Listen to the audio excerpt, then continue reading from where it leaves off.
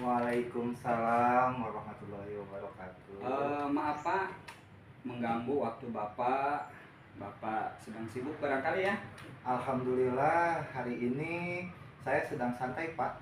Alhamdulillah Rabbil Alamin.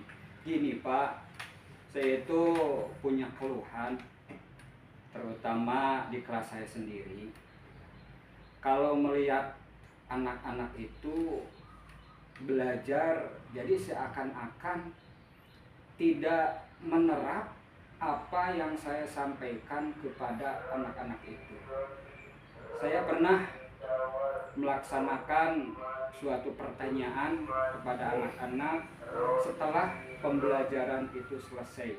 Kira-kira supaya anak itu bisa mengerti apa yang saya sampaikan, gimana kira-kira Pak? Barangkali Bapak bisa memberikan solusi pada saya selaku pengajar di sekolah. Baik, Pak. Dari pertanyaan tadi yang Bapak sampaikan kepada saya, mungkin saya ambil intinya saja ya, Pak ya. Iya. Mungkin itu ada masalah tentang anak. Anak tersebut mungkin kurang respon saat pembelajaran, Iya, atau iya. anak tersebut tidak mengerti akan pembelajaran tersebut ya, Pak ya. Iya. Nah, dari kasus tersebut sih rata-rata kebanyakan tidak hanya di saat pembelajaran tertentu saja, tetapi Iya. kadang semua kelas pun sama, Iya, seperti iya. itu.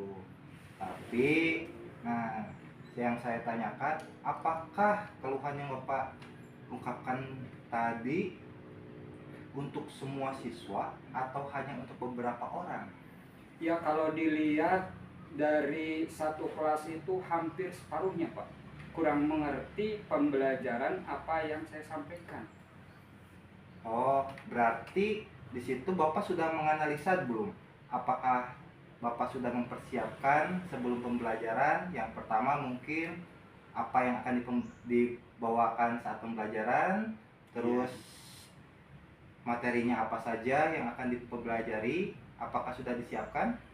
Kalau biasa saya mengajar itu paling materi yang akan saya ajarkan saya siapkan, cuman materi aja gitu Pak. Jadi tidak ada hal-hal yang lain yang bisa menunjang kepada penjelasan apa yang saya sampaikan. Oh, mungkin kalau begitu yang pertama untuk saya analisa dulu ya, kasus yang Bapak sampaikan tadi. Mungkin yang pertama, satu, pembelajarannya kurang menyenangkan, bisa jadi kemungkinan. Soalnya itu banyak terjadi di kelas-kelas lain pun sama. Ketika seorang guru menjelaskan, anak tersebut malah bermain bersama teman-temannya, atau anak tersebut malah, kalau bahasa gaulnya mah, melamun. Nah, anak tersebut melamun ketika ditanya oleh gurunya, dia tidak tahu apa yang harus dijawabnya. Nah, yang pertama itu. Yang kedua, dari cara penyampaiannya. Dari cara penyampaian dalam pembelajaran, mungkin ya, maaf ini Pak ya, mungkin cara dari dalam pembelajarannya tersebut, cara membawakannya masih monoton. Lalu bisa juga dari faktor anaknya tersebut.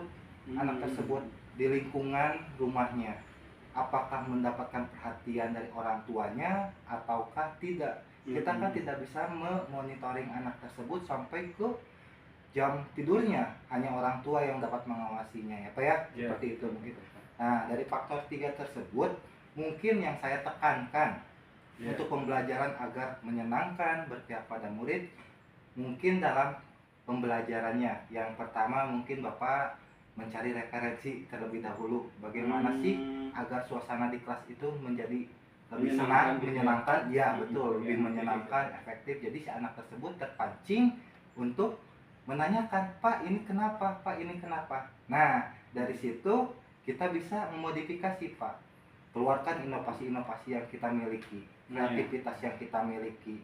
Nah, dalam model pembelajaran pun kita bisa diinovasi Pak. Yang pertama, kita bisa menggunakan mungkin PowerPoint ya Pak ya, media pembelajarannya. Jadi kan otomatis si anak tersebut kalau dengan ada media pembelajaran PowerPoint, anak tersebut akan lebih fokus, akan lebih menyimak gitu, dibandingkan kita harus ceramah terus, mungkin bosan anak tersebut. Nah, selain itu faktor orang tua. Nah, orang tua pun kita harus berkomunikasi dengan orang tua tersebut. Kenapa sih si anak ini bisa seperti ini? Apakah memang diperhatikan atau tidak? Apakah ketika kita sudah menjelaskan atau kita sudah memberikan materi kepada anak tersebut di rumahnya diperiksa lagi atau tidak sama orang tuanya? Iya. Nah, mungkin itu. Berarti kalau bisa disimpulkan Pak ya, ada masalah internal dan ada masalah eksternal gitu ya. Nah, gitu. Internal berarti pada pribadi seorang anak itu sendiri. Betul. Kalau eksternal berarti ada hubungan dengan orang tua gitu. Betul sekali, Pak. Jadi ada dua faktor ya dari diri itu. Yang pertama faktor internal atau dorongan dari luar. Iya. Terus eksternal, dorongan dari dalam. Nah, yang dari luar itu adalah dari dirinya sendiri. Apakah dirinya itu berniat tidak untuk belajar? Iya. Nah, itu. Kalau yang dari eksternal tadi banyak ya, Pak ya, sudah Iya. disebutkan tadi. Dari ada faktor lingkungan, Iya. orang tua, nah dia pembelajarannya pun. Iya. Nah, itu faktor eksternalnya, Pak. Oh, berarti sebelum saya selaku guru mengajar itu harus bisa membaca anak-anak terlebih dahulu ya Pak ya. Iya. Keadaan anak itu udah siap atau belum Iya. untuk menerima pelajaran. Kalau tahu udah siap ya berarti langsung kita berikan materi.